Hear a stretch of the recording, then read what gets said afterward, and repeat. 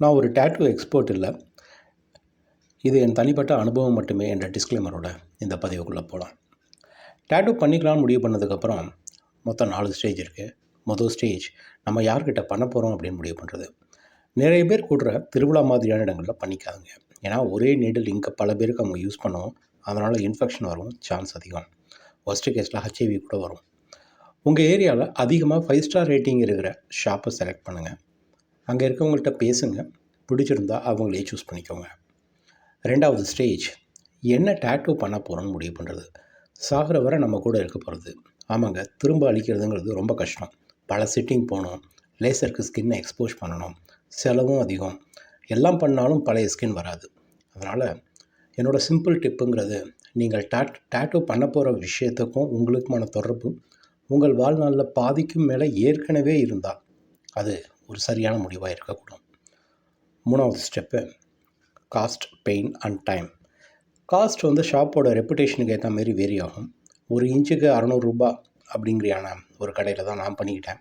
அவங்க 1000 ரூபா கேட்டிருந்தாலும் கொடுத்துருப்பேன். ஏன்னா இது ஒரு முறை செலவு. நல்லா நேரம் எடுத்து நல்ல க்ரியேட்டிவிட்டியோட ஹைஜீனிக்காக அனுபவித்து டாட்டூ பண்ணுறாரான்னு பாருங்கள். அதுதான் முக்கியம். அந்த ஷாப்போட ஃபீட்பேக்கும் நம்ம டிஸ்கஷன் அவங்க கூட பண்ணுறதும் இதை டிசைட் பண்ண ஹெல்ப் பண்ணும். வலிங்கிறது பொறுத்துக்கிற அளவில் தான் யூஸ்வலாக இருக்கும். நம்ம கையில் போட்டுக்கிட்டு இருக்கோம் அப்படின்னா ரிலாக்ஸாக இருங்க. கையை இழுக்கிறது ஆட்டுறது மாதிரியான வேலையெல்லாம் பண்ணாதீங்க. எவ்வளோ டைம் ஆகும்னு பார்த்தீங்கன்னா அது டேட்டூ டிசைனை பொறுத்தது. சிம்பிள் டிசைன்கிறது யூஸ்வலாக 1 to 1.5 ஹவர்ஸில் முடிஞ்சிடும். 4th stage, post tattoo care. உங்கள் டேட்டூ சூப்பராக பயங்கர பிரைட்டாக இருந்துச்சுன்னா ரொம்ப சந்தோஷப்படாதீங்க. அது ஒரு வாரத்தில் டை கொஞ்சம் கொஞ்சமாக பீல் ஆஃப் ஆக ஆக பிரைட்னஸ் கம்மியாகும். உங்கள் ஸ்கின்னில் எவ்வளோ தங்கியிருக்கு அப்படின்னு உங்களுக்கு ரியலாக ஃபீல் பண்ணுறதுக்கு 3 வாரம் ஆகும். டேட்டூ பண்ணிவிட்டு 3 நாள் ரொம்பவே கேர்ஃபுல்லாக இருங்க. காயம் இருக்கும் என்பதனால தண்ணியோ தூசு இதெல்லாம் படாமல் பார்த்துக்கோங்க. ஏன்னா இன்ஃபெக்ஷன் ஆகிடும். கோகனட் ஆயில் அப்பப்போ அப்ளை பண்ணுங்கள். கெமிக்கல் ஐட்டம்ஸ் லைக் சோப் இல்லை சன்னோட டைரக்ட் எக்ஸ்போஷர் இதெல்லாம் இல்லாமல் பார்த்துக்கோங்க.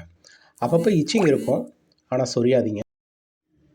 ஜஸ்ட் ஆயில் மட்டும் அப்ளை பண்ணுங்கள். அந்த ஃபீலிங் கொஞ்சம் கொஞ்சமாக போயிடும்.